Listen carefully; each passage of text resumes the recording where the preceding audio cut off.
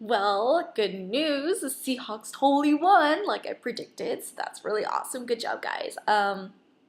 It was an exciting game. I was like just really happy that they already scored like 2 points in the beginning, and then they scored another 3 points.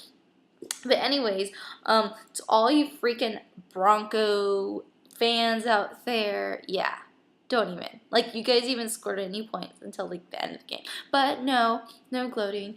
I'm just happy my Seahawks won, and all my brother and my best friend, Patrick and Kevin, they can just go ahead and cry because they were voting against me with the Broncos, and so they were totally wrong. So whoever made their bets on that was completely wrong.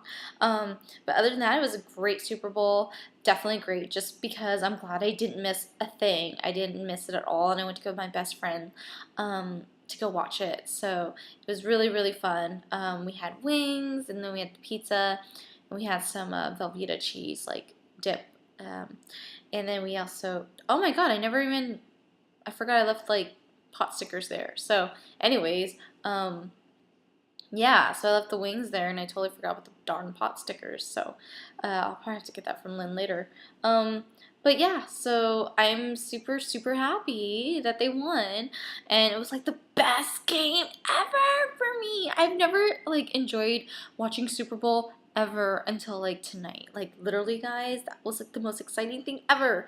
Um, I I can just say like it was just like flawless. Like they just like ran, sprinted on through. It was like the easiest fucking game I saw. Like it's like if Broncos were gonna bring it, if that's what they brought, I mean that totally failed. Like you guys, not even a chance. And I do the whole time I was kind of like wanting to cry for Peyton Manning because it's just a whole background story, and it just didn't happen that way.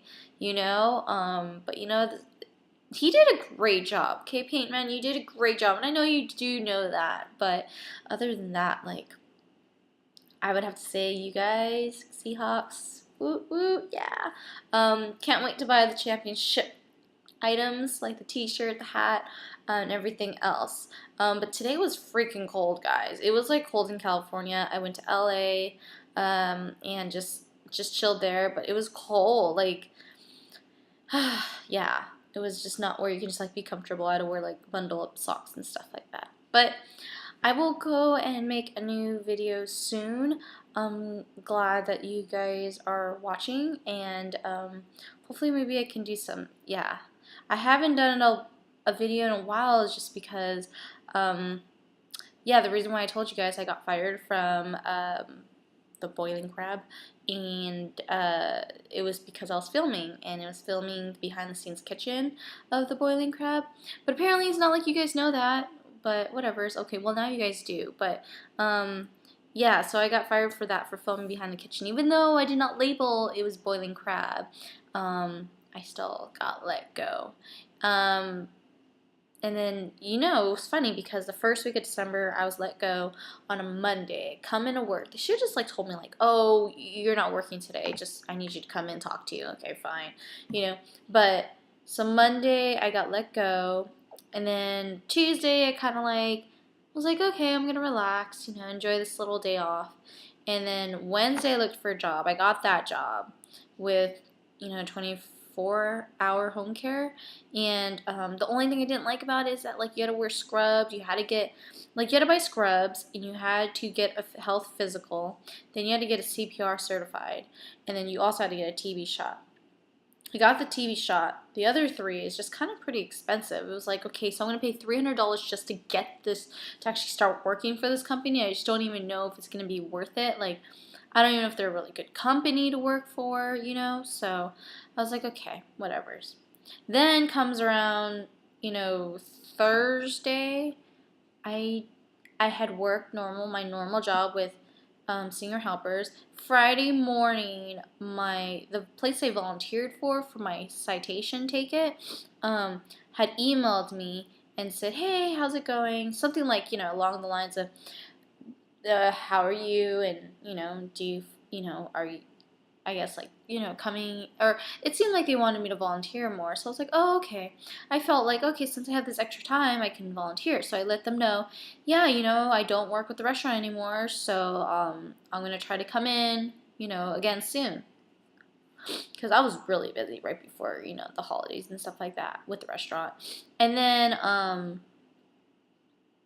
what happened? Oh, so then my boss, well, she's my boss now, but back then she called me like literally like as soon as I'm like running, I had emailed and replied back like pretty quickly, and then I was wearing my car, and then I get a phone call, and it's from them, and I'm like, oh hey, what's going on? She offered me the job. Like she's like, hey, we really liked you as a volunteer. Would you come and work for us?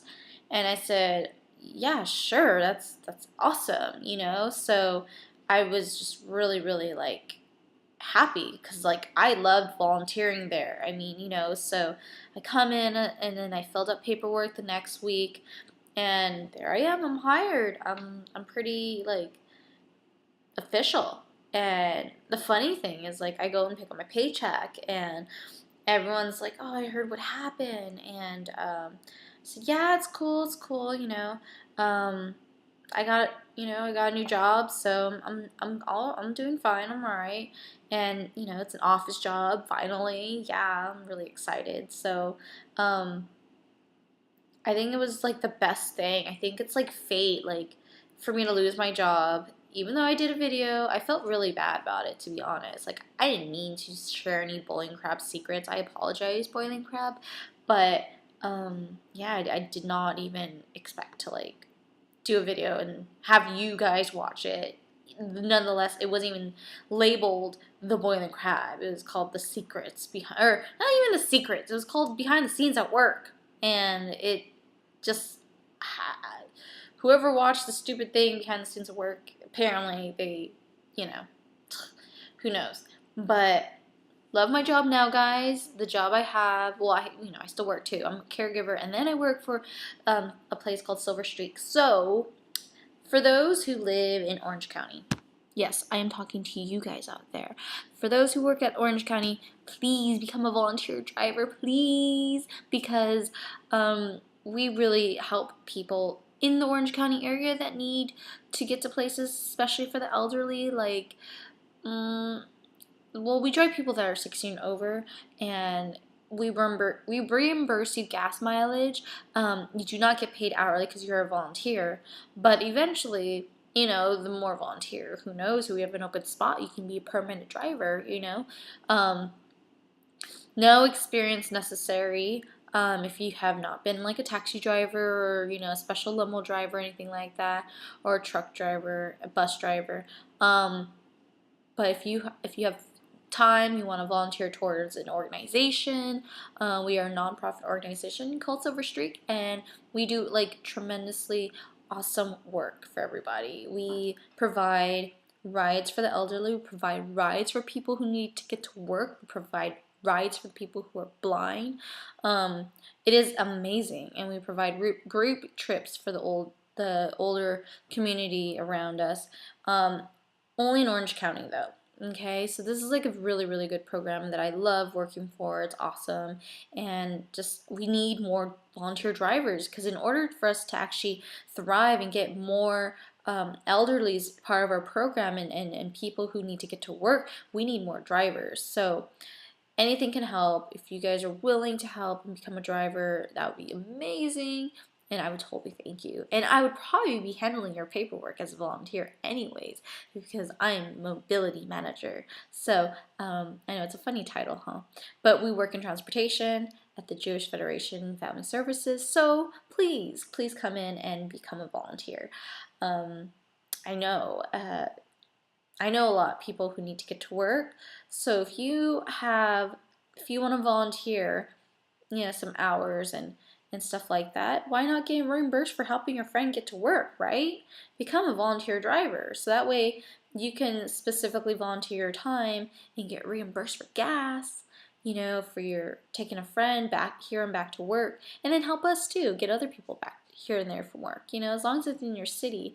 We were, you know, my journey wise, we are stationed in Irvine, so technically more of our rides are in that area just because it's more closer to our office. So people like me or Mike can drive out to you. So other than people that are volunteer drivers in different cities like Tustin, Fountain Valley, Garden Grove, Westminster, Santa Ana, and Costa Mesa, Newport Beach, Laguna Hills. We have a lot of those places, Huntington Beach, that we actually have volunteer drivers located in that area. So yeah, I'm a little sick, but I'm surviving. Yesterday I had the worst day ever. I'm gonna admit it. I had food. I felt like it was food poisoning, but it was actually the stomach flu. So it was not a good day for me. Luckily, my boyfriend, of course, that you guys know, that has annoyed me in some odd way. He was kind enough, even though he was mad at me. He brought me some medicine for my upset stomach. You know, the medicine that no one wants to admit that they take. Well, I had to take it because I was literally like dying. And I was just like, yeah. So, anyways, that's the truth, and I'm just, boyfriend is annoying because he won't let me. He says that he'll accept me and let me do what I want and be friends with my exes or whatnot, or guys in general that I've like had sexual interactions in the past with, but then he finds out that I do have a friend that's visiting me right before my birthday, and he's upset and he's mad at me, and he thinks I'm always you're always bringing your past into our relationship. It's like, fuck no. They're not my past if they're still in my present, motherfucker. That is what's annoying. I don't understand how he can see it as the past, because the past can't be the past unless I've actually put them in the past and that they're no longer in my future or in my present. Like, does that make any sense, right? Like, you can't be in my past. We had a past. We had a history past. But it's not like I've never stopped becoming that person's friend. Like, we're still friends. So I just want to fucking slap him. Like, can someone like explain this thing to my fucking boyfriend that it's normal? Like, it's not the fucking past, motherfucker. It's not. He's in my life. Like, even though he lives in Seattle, he's still in my freaking life. So I'm a little confused. I don't know. I wish he would be. I can't say he's insecure, even though I kind of feel like it is. But I mean, he says he cares about me, but how can you fucking care about me if all you do is focus on the goddamn guys in my life? That, like, it's hard to like fight with him and tell him like these are my friends, like, and fucking grow up. And it's like, I tell him, like, fuck, maybe we should just break up because all you fucking do is focus on that shit. And you're like, well, you keep bringing these guys from your past in our lives. And it's like, no, you need to understand that these people are not in my past. They're in my current, like, time. Like, they're in my present. It's not like they've left. You want them to leave, but they haven't left. Nothing has nothing has ever ended. We ended our relationship, our romantic relationship, but we haven't ended our friendship. And I think that's something hard for him to understand. And I don't know if you guys agree with me. Like, I feel like I'm right, but what do you guys think? Like, am I right? Like, is this whole Am I that stupid? I mean, I can see why girls want their guys to delete certain friends out of their relationship, but people like me, I'm not like that type of person. Like, if we're friends, we're friends. Like, it's the person that, that you have to trust. I don't think it's, if if I wanted something bad to happen, I'd let it happen. You know, you can't blame it on the other person because it's actually your boyfriend or girlfriend that can actually let that happen. Like if they want to go ahead and cheat on you, they will let that happen. There's no blaming the other person because the other person will know, like knowing like well that you're with the person, you know, but if that person's just gonna, go after you and you're gonna let it happen, that's technically your fault, I would have to say. I mean, it's your job to stop that person from, going any further. Um, Sometimes I feel like he doesn't have enough like, you know, uh, strength to deal with friends versus relationships. Because we tried out that whole friends thing, didn't work out. So that's why we're boyfriend and girlfriend again. So, yeah, it was like you either take it or leave it.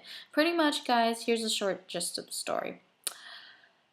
We broke up and I didn't technically give him an ultimatum. I told him, you know what, I don't see you as a friend. I see you more of a boyfriend, girlfriend type of deal. I see you more as a relationship guy for me, not like a guy I can be friends with afterwards. Because number one, I don't see anything in common that we have that where I can, talk to him on a daily basis or here and there about something. Other than Star Wars, I guess. But I haven't seen Star Wars yet, so I really don't know what I can talk about with him about Star Wars. So that's the reason why I can only see him as a relationship type of person. But as far as like Paul goes, hello, Seattle Mariners, Seattle like Seahawks, and it's just Seattle in general. Like I've been there and all that stuff. So, why is my oh, it's the rain. Okay. I just let's get the whole story straight. If you're my friend, you're my friend. If you become more than friends and things don't work out, but I know we could still become friends, like that's where the best friendships come from. It's like you can still be mature enough to become friends with somebody. So there. Yes. Long ass message. Ooh. Okay, so it's like 12:50 in the morning, February 3rd, guys. Technically February 2nd because I just got back home. But yeah, so I just don't see he thinks that way. And he might be just controlling. I think he really is controlling. Maybe I should get out of it. I don't know. Another day you'll find out and see my life. I'll be with him. Maybe I won't be with him. Other than that, yes, he is a handsome guy though. I've never been with a handsome guy before. I've been with okay guys. I've been with dorky looking guys. But not this one. He's handsome and he's smart. But he's a bit controlling. And I don't like that. And my boss doesn't like that. I love my boss. Well, I have two bosses. There's one from Singer Hoppers and the one I work with now.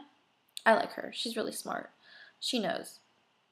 I just wish I wasn't stupid enough to like get back with my boyfriend and, have to have him deal with this again. And I just feel like I can't do anything. And it's like he tells me to go ahead and do it because he doesn't want to care anymore. But yeah, it's really, really, it's just kind of rude, I guess, because I can't do what I want to do. That sort of stuff. Okay, I will have to go ahead and vent another night because I'm pretty sure you guys weren't prepared for this, but I have a lot of venting to do. It's been a while since I've stopped recording, so I'll talk to you guys later, and listen to the new Shakira song with Rihanna because I really like it. Okay, good night. Bye. Take care, guys.